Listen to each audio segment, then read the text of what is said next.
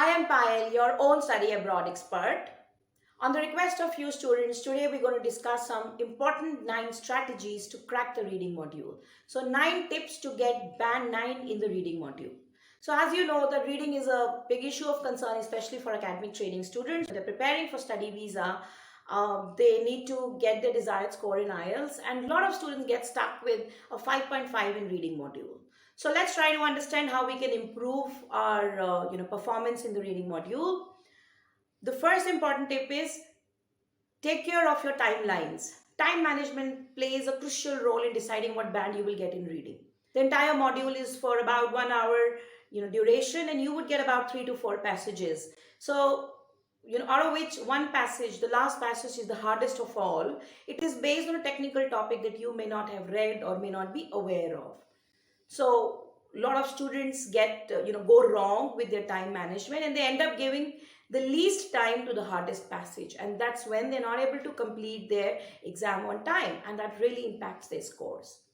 So even if the duration given is 1 hour, whenever you're doing your practice sessions back home, you should try to finish your reading test in 45 minutes. Remember, you should try to finish your reading test in 45 minutes, so that in the exam, if you're nervous, you're panicking, you're able to accommodate all that, because you've practiced doing the reading module in 15 minutes less, in 45 minutes. So in the exam, irrespective, you'll be able to finish it on time. This is the most important tip that you should take care of.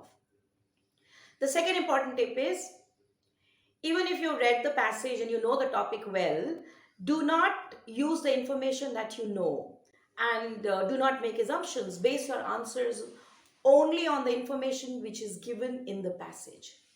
So you should be careful about that. A lot of people get excited when they get to see a topic that they're very familiar with, and they end up using the information that they know to answer the question, and that's where they go wrong. The third important tip is, do not skim or scan the entire text. You should match the statement with the appropriate part in the text only. So remember, do not waste a lot of time in reading the entire passage for a long time. That would reduce your time in answering the questions. So you have to be careful in going back to that appropriate part in the text and answer your question. The fourth important tip is, do not look for the words that match those given in the statements. You should be open to look for synonyms as well. Remember, you should match the meaning, not the words. Sometimes the examiner, to confuse you, may use the exact words, but the meaning may be different. So you should understand the meaning, you should understand the context, and then mark your answer. The fifth important tip is, spending a lot of time on reading the passage is not useful at all. You should follow timelines to finish reading the passage quickly and spend more time in answering the questions, because that's where you will have to reason out which option is correct and which is not. You will also have to refer back to the passage to answer your questions back and again. So therefore, do not spend a lot of time in reading the passage. You can take a quick skim. As long as you know where your answer lies is more than enough, because you will anyways have to refer back to the passage to answer the questions, which is very, very important.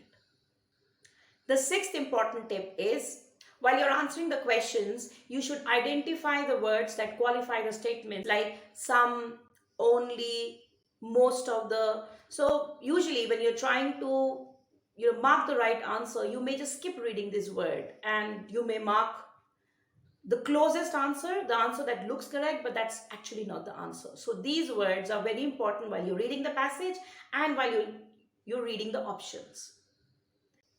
The seventh important tip is, if you're looking for information to answer true, false, not given question type, and you cannot find the information, then just mark not given. Do not waste your time in finding some information which is not there at all. So you should be very clear that that particular information is not there in the passage, and you should quickly jump onto marking not given. So remember, in the true, false, not given, you have to match the context. So in the upcoming videos, we'll definitely discuss in detail the challenges that you face in this particular question type, true, false, not given. The eighth important tip is, while you're answering your true, false, not given question type, you should mark at least one of them, true, false, or not given. Or maybe if your instructions are yes, no, not given, you have to mark one of them.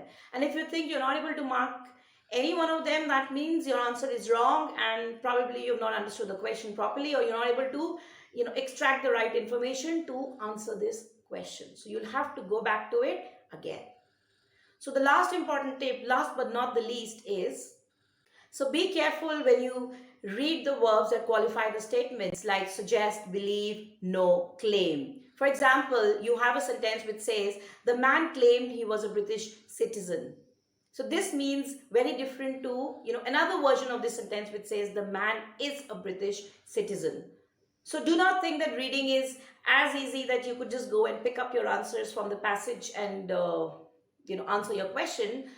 Examiner is definitely going to tweak and going to confuse you a bit. He's going to set the traps for you to, get confused, and he may change the grammatical aspect, and while he's framing the options, he's going to use different words.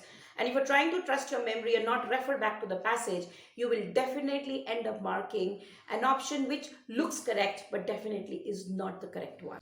And that is where, people get unpredictable band. They might have thought that since they've attempted 38 out of 40 questions, or 39 out of 40, they will at least get a band 7 or 7.5, and they might end up getting a 5.5 because they ignored all those verbs, all those words that would try to confuse you, and you would definitely get tricked by the examiner, as is using the traps by using different verbs and different kind of words to ensure that you do not get the right answer.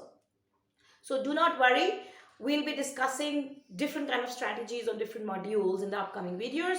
So do subscribe into us, and if you have any comment, please feel free to drop it in the comment section. And if you have any topic that you want us to make the video on, please feel free. We will definitely go ahead with it.